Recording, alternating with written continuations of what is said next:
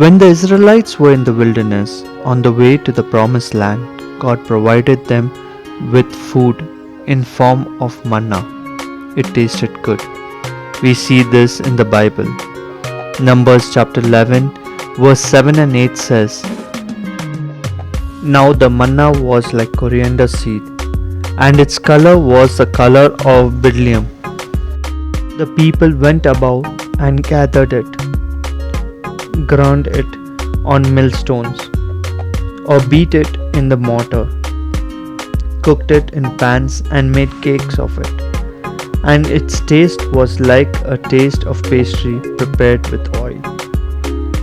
We need to understand that the people of Israel had no way of knowing whether they would camp in the specific location for few days or few years.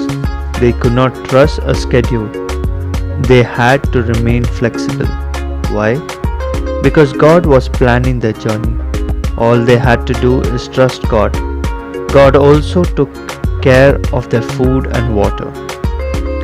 Assuming we were there, all we had to do is obey God. It was He calling the shots. We did not have to worry about our food and water. God was providing it. That also food that tasted like pastry. What else would someone else ask for? Still, we see people complaining and asking for more. They wanted to eat meat. God was angry with that particular section of people.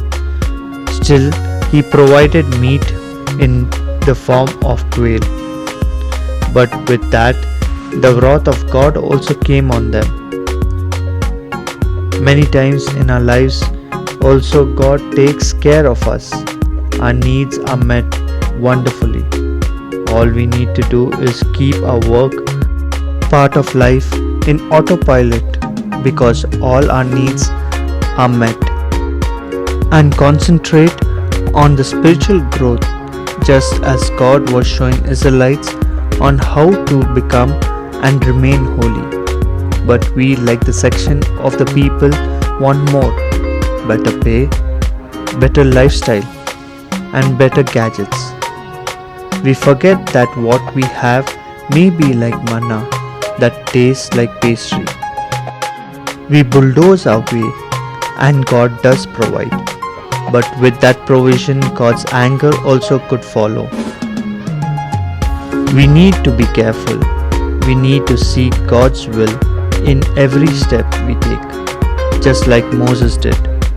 We need to pray and seek God's guidance in our every step, not take the step and then expect God to align His plans, keeping our plans first.